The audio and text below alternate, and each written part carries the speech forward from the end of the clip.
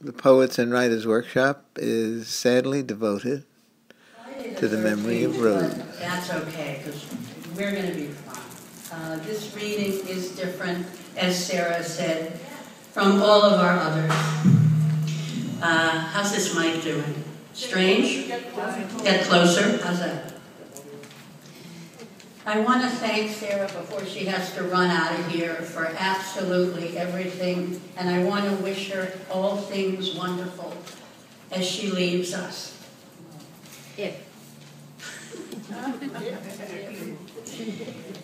We're dedicating, as Nate, individual books of their own writing is on display for you to look at after the program, and we'll be reading from it at the end. And there are wonderful pictures, both of Rose and David and of the whole group at this terrific thing that we do, the intergenerational reading at Barnes & Noble every spring. And couldn't wait for it to begin. She was always thinking of things to write about, especially happy memories that she had with her brother when they were growing up. One of the saddest days she ever had was when she realized she couldn't go to the center anymore and participate in our Poets and Writers class. So, here are Rosemary Bingham, Min Borak, David Cohen, Bjorn Jean-Pierre, and Florence Schoen starting us off.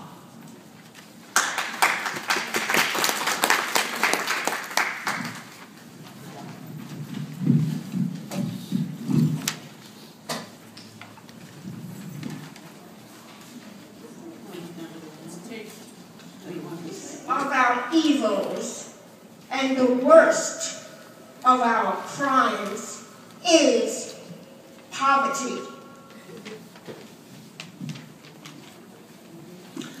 The rich will do anything for the poor except get off their backs. I see millions of families trying to live on income so meager that the pall of family disaster hangs over them day by day.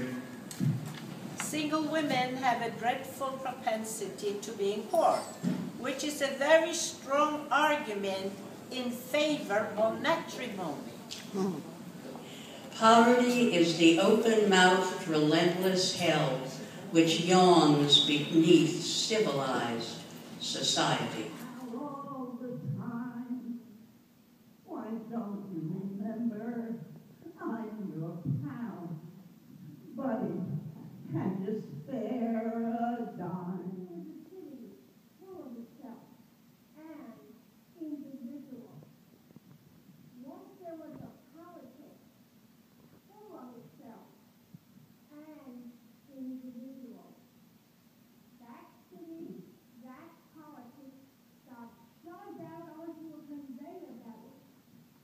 Maybe in a territory, and all city and politics merged, homogenized into a fantastical flatland of real estate development. Faster in a crazy world, twirling and twirling like dancing a reel.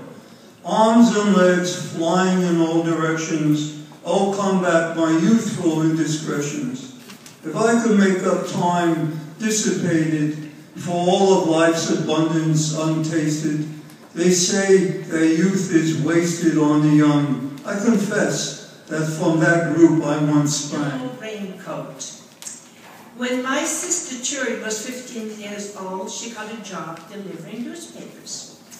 After about a week, she said, Bjork, that's me, the job is too tough, I need your help.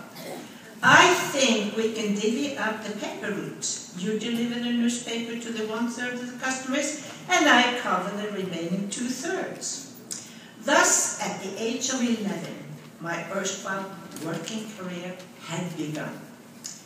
Turi and I worked well together, but once we had a bad spat, and I ran off and disappeared. My sister was hopping mad because she had to do the whole paper route by herself. My sister loved the movies. On Saturday afternoon, she went to the cinema and ate chocolate. I went with her a couple of times, but I'm not a frugal type. It seemed to me quite unwise to blow a week's earning on a movie. My sister was informed accordingly. Good riddance, she said. I won't miss you because you screamed and squeezed my arms black and blue whenever we were watching a scary movie. Characters in this skit. One is the writer, and the other is the muse. A muse is a person or a thing or a spirit or an inner voice which enables the writer or the artist to create. In this skit, the writer is having an argument with his muse. The writer is played by David and the muse by Min. It begins with the writer, David. Muse, where are you? I've got a skit to write and I can't think of a thing. Go away, I'm busy. What do you mean you're busy? You're my muse. Muse me. I've got other fish to fry. What fish? You're not supposed to be frying fish. You're supposed to warm my heart, heat my blood, make me impassioned. Hot enough to write this damn skit. Forget you. Do your own work for a change. I think after what remains to a pride, when born of loved ones who have gone before, is it my memory that keeps them alive?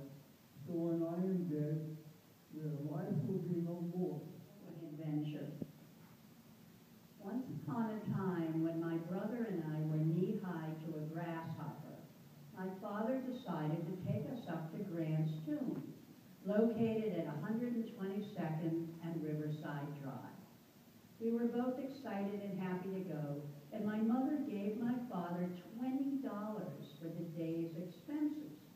We got dressed in a hurry and off we went. We lived on 71st and First Avenue in those days, and as we turned the corner on 72nd Street to get the bus, my father saw a craft game in progress, and he decided to turn 20 into $40. This certainly brightened us up.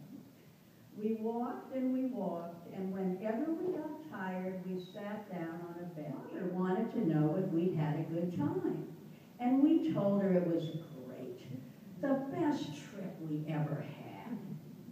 If there was one thing we learned from attending Sunday school, it was, thou must never snitch on thy father.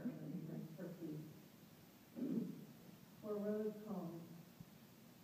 I see Rose in her purple hat, twinkly eyes and warm smile. Her generous spirit fills the room. It is lovely to be near her. I see Rose and David, a couple truly in love, hand in hand, arm in arm, loving and caring for each other. I hear Rose reading her work about some of her adventures with her brother as a young girl, and her lovely piece, My First Book. Rose had a quality to her writing that was innocent and deeply human. Whatever she wrote about always had a positive outlook or twist, even when she and her brother were lost or had walked a very long way from home. It was the gratitude of experience, the glass half full, that Rose revealed in her stories. Sweet stories of childhood, unearthing memories, giving them life once again, and sharing them. And we wish you a happy and extremely healthy and wealthy new year. Goodbye. Rest in peace, Rose. We'll see you on the other side.